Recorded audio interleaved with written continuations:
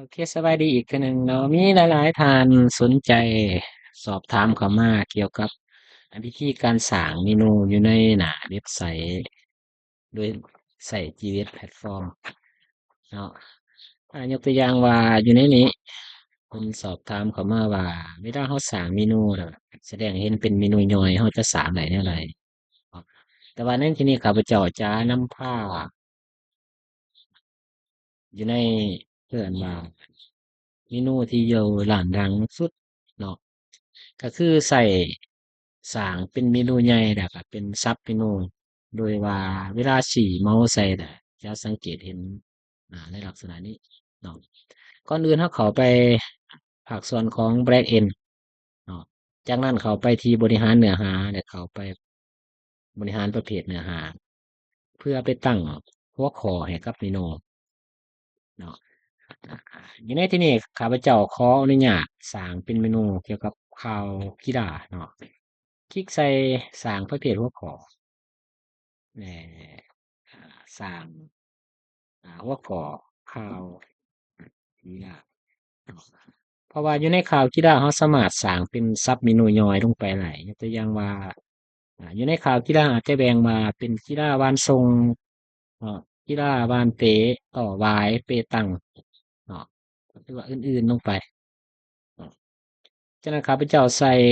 กำหนดมีบทความมีรายละเอียดมีรูปภาพ แล้วก็เปิดใช้งานก็ถือว่ากดเพิ่มไปจากนั้นสร้างหัวข้อย่อยลงไปว่าเป็นอ่ากีฬาวานทรงเนาะกีฬาวานทรงกีฬาวานทรงมีอาหารกดให้มีบทความย่อยเนาะมีรายละเอียดมีรูปภาพเนี่ยกดเปิดใช้งานมีบทความย่อหมายความว่ามีหัวข้อบทความมีรายละเอียดแม่นเราสามารถพิมพ์เนื้อหา มีรูปภาพประกอบส่วนว่าภาษาอังกฤษเราจะใส่หรือบ่ใส่ก็ได้เพราะว่าเว็บไซต์นี่เราได้นำเสนอมาก่อนแล้วเราสามารถสร้างได้อยู่ในสองภาษาทั้งภาษาลาวและภาษาอังกฤษสำเร็จแล้วกดเพิ่มไปไอ้กีฬาวานทรงแหละยังกีฬาวานเตะเป็นเมนูย่อยเนาะกดใส่สร้างกีฬาวานเตะนะกดมีบทความย่อยมีรายละเอียดมีรูปภาพครับแล้วกดใช้งานในการกดเพิ่ม อันนี้ถือว่าสำเร็จในการสร้างบทความและในการสร้างหัวข้อเนาะขอโทษในการสร้างหัวข้อให้กับเมนูเนาะสังเกตเห็นรหัสหัวข้อเนาะตัวนี้รหัสตัวนี้แม่นเราจะนำเขาไปสร้างลิงก์เขาไปใส่เมนูหมายความว่าเราสร้างเมนูแล้วลิงก์มาใส่อ่ามาใส่หัวข้อนี้เนาะสำหรับข่าวกีฬารหัสแม่น57บ้านทรงน่ะแม่น58 59ตามลำดับ เมนชื่อรหัสตัวนี้ให้ได้เนาะหลังจากที่เราสร้างหัวข้อ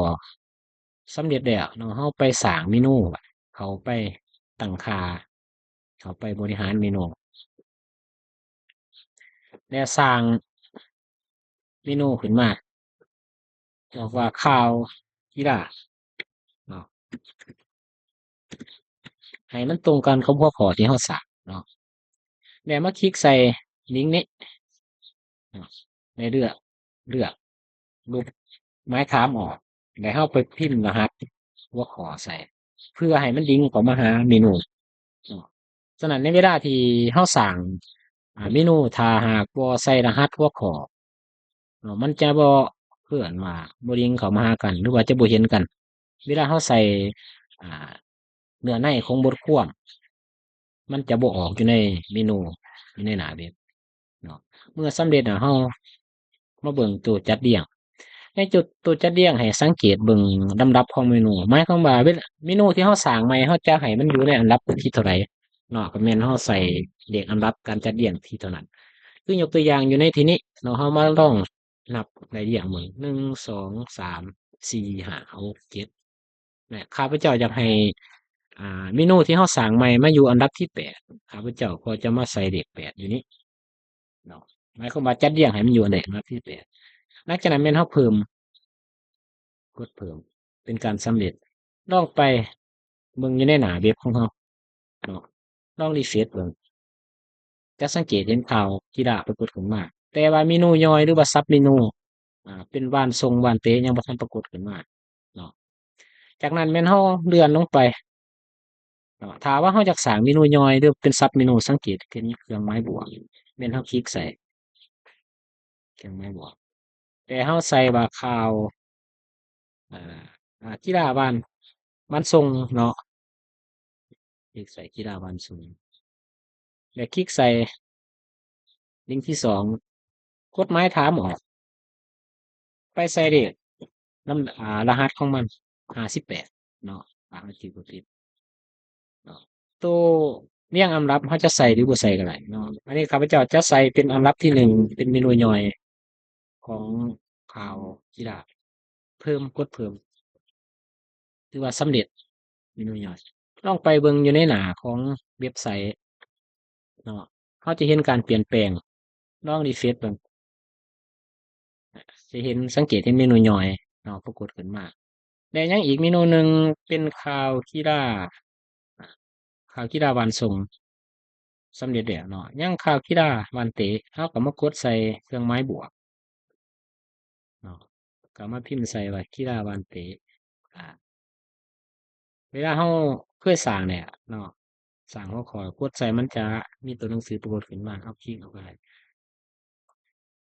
แต่เอามาใส่รหัสของมันแม่น59เนาะจัดเรียงให้อยู่อันดับที่2โอเคเราเพิ่มมัน อันนี้แม่นการเพิ่มเมนูให้กับหน้าเว็บไซต์เนาะเป็นเมนูอ่าใหญ่หรือว่าแล้วกันเป็นซับเมนูเนาะ